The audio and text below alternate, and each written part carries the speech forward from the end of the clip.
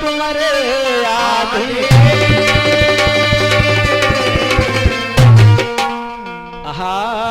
आइए एक लाइन से कहना है,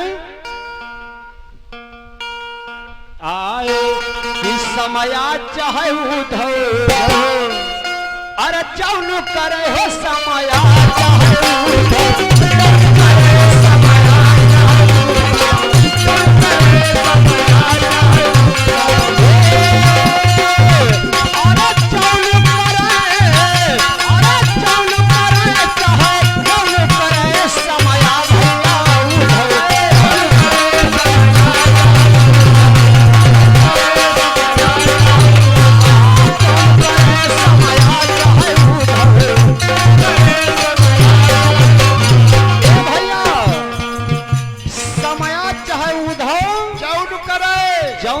समय था कि शाम की मीटिंग में यहाँ पर कुर्सियां नहीं बैठने को नहीं लोगों को मिल रही थी और समय धीरे धीरे बदल गया दादाजी।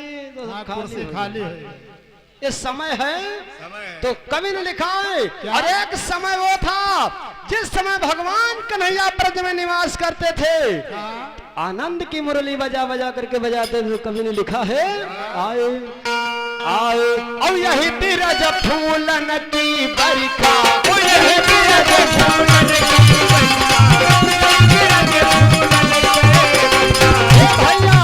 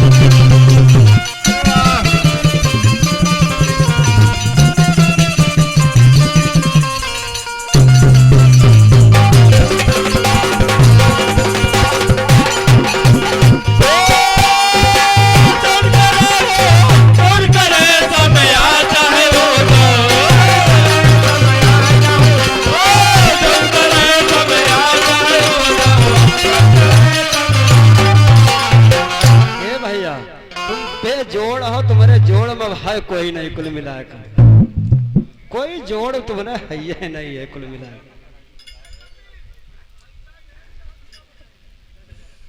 अरे ना नहीं आ रहा कहीं कि हमका पठाई ने कि कहीं न कहीं तो कुछ कहीं है वही है, नाम देखो तो हम सहयोग कर रहे न है। तो हम कहा चलो भाई अच्छी बात है, अगर तुमका शोर से लगावे पठाई ने हम कुछ ना कहवे। अब वैसे मन ज्यादा रहा लेकिन अब कपिल का बात मालूम करी तो कहना है आए और चल बिना मीन कृष्ण बिन राधा, चल बिना कृष्ण बिन राधा, चल बिना कृष्ण बिन राधा, अरे चल बिना मीन कृष्ण बिन राधा, चल बिना कृष्ण बिन राधा, भैया बिना कृष्ण बिन राधा। वह वाली दशा है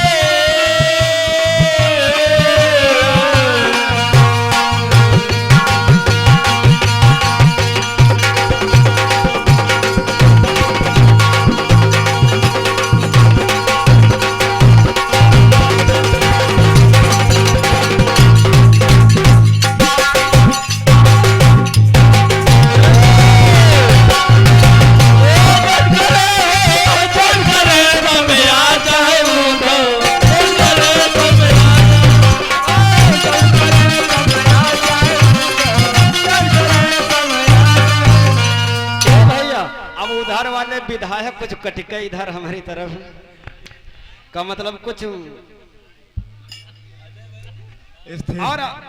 और हमारे राजेंद्र और देखिए हमारे राजेंद्र भैया जो गुग्गौर के निवासी हैं, राजेंद्र भैया जी के द्वारा 101 रुपए का उपहार है, लेकिन आधे नहीं यार हमका हमारी तरफ है। हाँ। और आधे उमेश भैया के देने हुए, यानी वहाँ वाली दशा में है ना कि हम लोग करे हो जी का बैठे बैठे भैया टूट हो तो दे दियो, ना हो तो चलो सवेरे टूट के लीजिए। कहा है आए और यही बीरा जया मरत की बरिखा, यही बीरा जया मरत की बरिखा, यही बीरा जया मरत की बरिखा। भैया जहाँ कोटिन सुरपति, जहाँ कोटिन सुरपति पानी भरे समया चाहे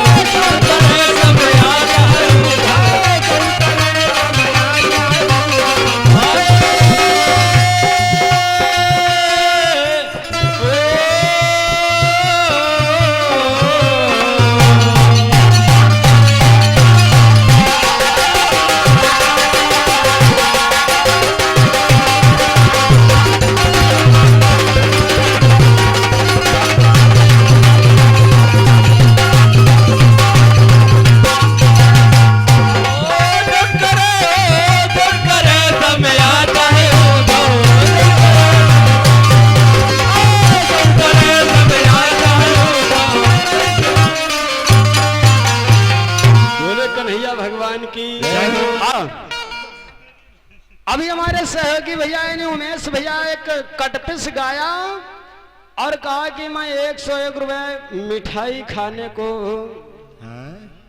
दूंगा अगर इसका कोई जोड़ा मिला देगा। कि हरिनाथ भैया ध्यान करना।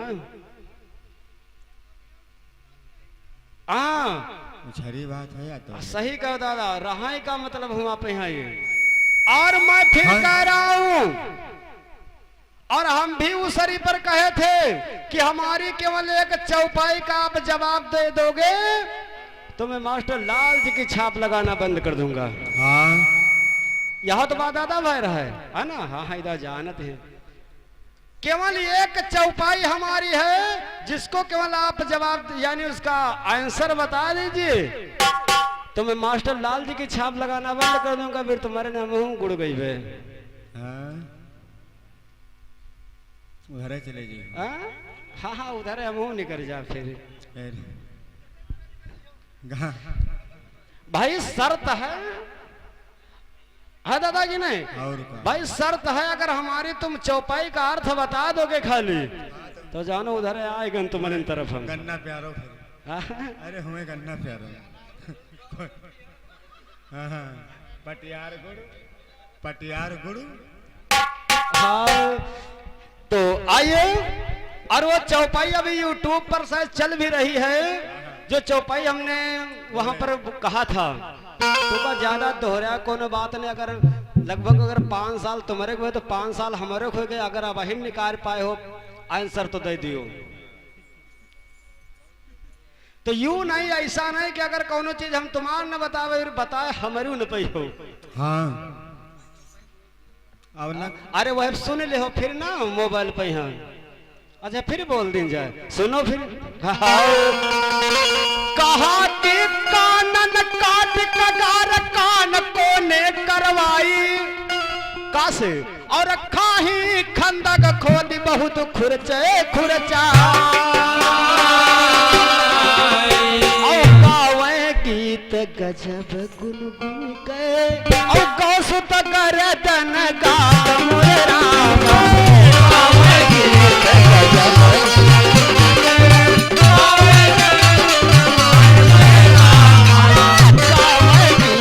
गजब गुनगुन के गौसुत कर तन गात मोरे राम गावे गीत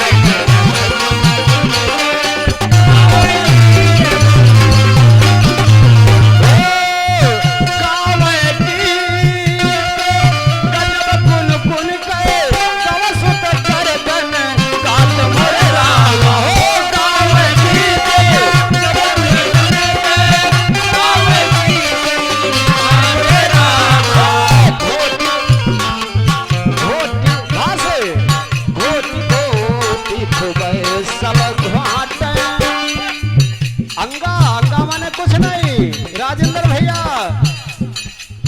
खोटे खोटी खोटी के बहु जन अंगा गंगा में मिली जात मोरे राम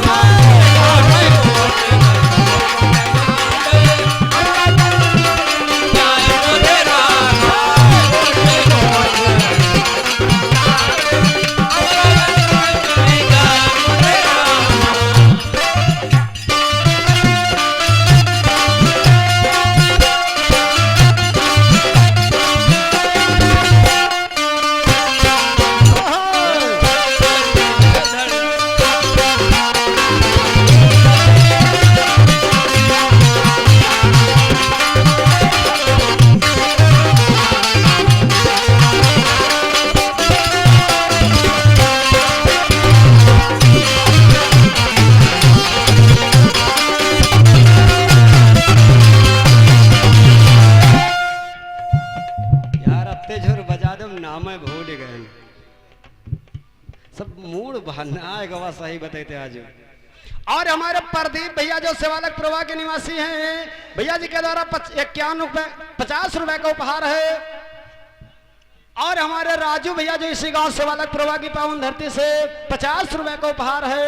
और भगवान कन्हैया सदा भरती रखे भंडार बोले सच्चे दरबार की आज के आनंद की तो सुनो चौपाई हो गवा अभी कल लेके मिलो हमका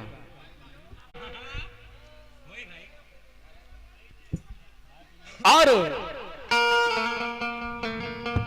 अरे दादा इमा ज्यादा परेशान हुए कोनो बात नहीं मान लियो तो चलते रहते हैं है ना।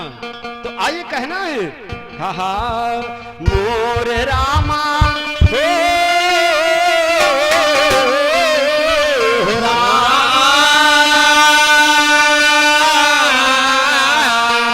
हमारे उमेश भैया बता रहे हैं कि यानी हम तुम्हारे में गाया हाँ गायन तो खूब गए ना आज हाँ। आज बहुत हमारे में गए बेचारे इधर ही गवते हैं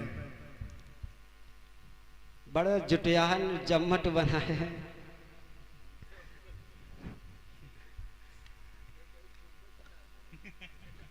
अरे अपनी तरफ तुम कुछ बढ़ा ले जाओ।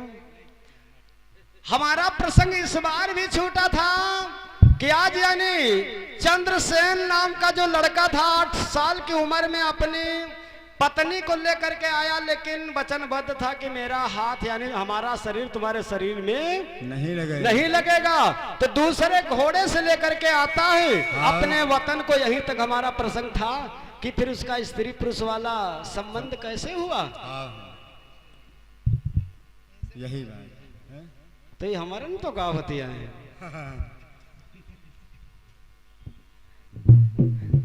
कहा बताइए। हाँ उड़ान लगा रहा है कि सातों भवरिया डहर चुनरिया ओढ़ लियो। हाँ हाँ तो कहना है हमारी तरफ से सुनिए। आओ आज देखिए वही चंद्रसेन नाम का लड़का जब अपनी पत्नी को लेकर के आया और जब लेकर के आया तो वचनबद्ध था त्रिवाचा भर चुका था वही चाबुक उठाने में कि हमारा तुम्हारा मतलब मेरा शरीर तुम्हारे शरीर में नहीं लगेगा। घर पे आ गए, लेकिन वो अलग चंद्रसेन बना खा रहे हैं, पत्नी अलग। उनकी माता एक दिन कहने लगी कि भैया यू का मामला है कि उधर चूल तुम्हार बर रहा है और इधर इनका बर रहा, यू का मामला है। तो आज चंद्रसेन कहने लगे माता जी देखिए इसमें कोई बात नहीं है, हमारी केवल अभी इच्छा नहीं कि इनका हम अपनी पत्नी का बनाया हुआ भोजन खाएं। लेकिन आइए उसी जगह से प्रसंग और कहना है, आए मोर रामा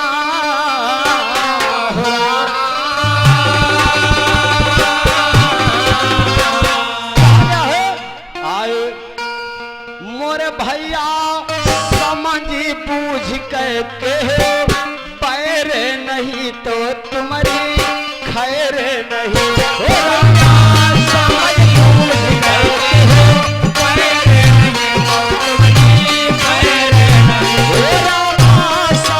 बूझ के पैर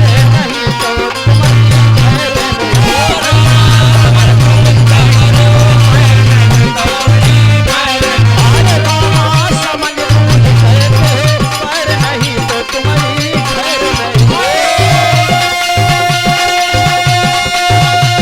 खैर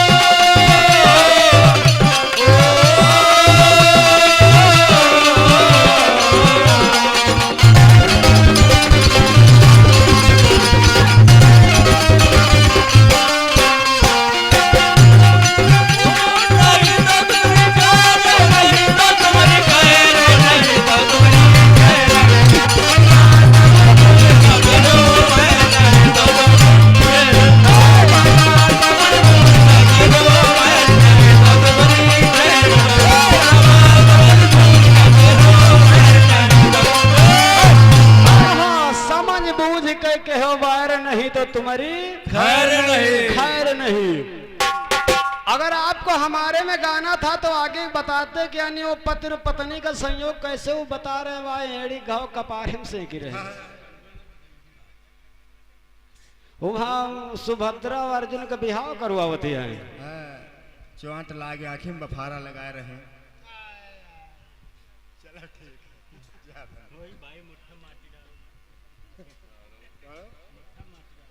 हाँ ये कहा गया है, हाँ कुछ का दिवस गे बीत, अरे संतान जन्म ना लेना, अरे चंद्रसेन की मातु बचन ऐसे कहती। ज्यादा समय बीत गया लेकिन चंद्रसेन और उनकी पत्नी से कोई संतान ना हुई। हाँ? तो चंद्रसेन की माता कहने लगी भैया ज्यादा समय हो गया कोई यानी लड़का जन्म नहीं ली। हाँ? और ये क्या मामला है। और इधर चंद्रसेन अपनी पत्नी से कहा था देखिए हमारा और तुम्हारा शारीरिक कोई संपर्क नहीं होगा, इसलिए कि मैं वचनबद्ध हूं, मैं त्रिवाचा दे चुका हूं। जब संतान कोई ना जन्मी तो ये बात खाली चंद्रसेन और उनकी पत्नी जान रही, लेकिन उनकी माता जी वो नहीं जान रही किसमें क्या मामला राज क्या छुपा है। एक दिन देखिए होता है क्या होता है। और एक दिवस चंद्रसेन जी गए अपनी ससुराल। एक दिवस चंद्रसेन ने और के अपनी ससुराल, और चंद्रसेन की सासू मैया, चंद्रसेन की सासू मैया, चंद्रसेन की सासू मैया, मोरे भैया अरे बोली बचन सुनाए नहीं तो खैर नहीं राम। अरे बोले बचन सुनाए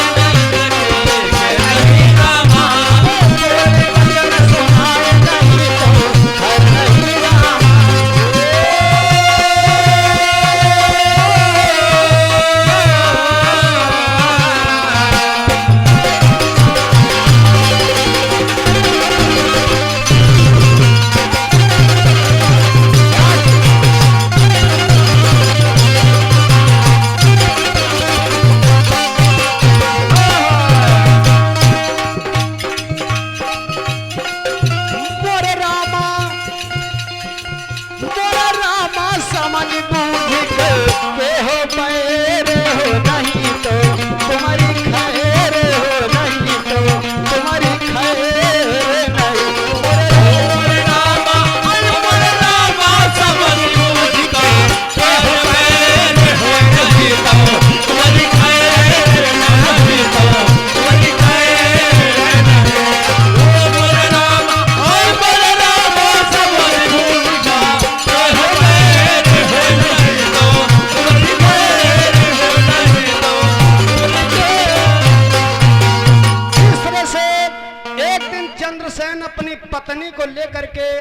ससुराल को गए। हाँ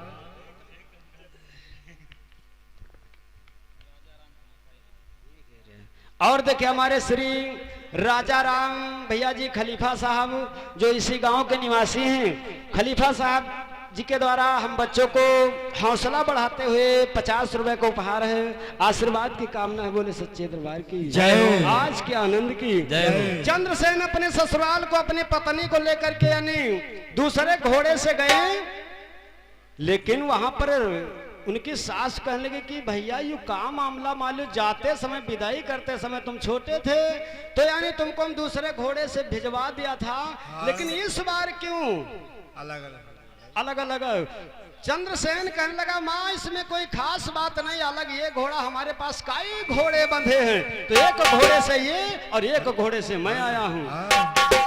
लेकिन उनकी सास कहने लगी भैया कोई संतान नहीं जन्म लिया हमारी बेटी से, तो ऐसा ना हो अब तुम्हारा वंश इसी जगह से समाप्त हो जाएगा, वंश की डाली सूख जाएगी। हाँ। तो कहने लगी कि एक हमारी छोटी बिटिया है और उस हमारी छोटी बिटिया का विवाह आप कर लीजिए,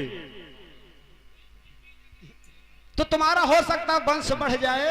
तो कवि ने का भाव दिया है मास्टर, कहा है हाय कि सासु सोई अंगना और ससुर जी दुआरे, गजब सीटी मारे सैया पिछुआरे, गजब सीटी मारे सैया पिछुआरे, गजब सीटी मारे सैया पिछुआरे।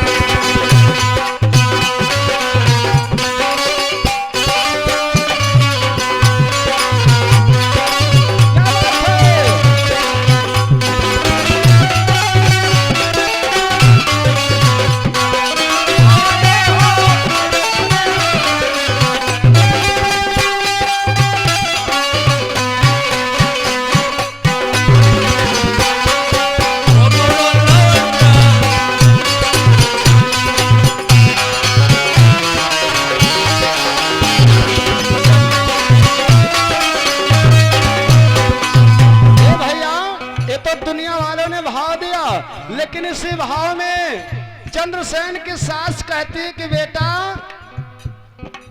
कहे सासू मैया अरे सुना मोरी बचनवा, जन्म नहीं लीना घर हो ललनवा, जन्म नहीं लीना घर हो ललनवा, जन्म नहीं लीना घर हो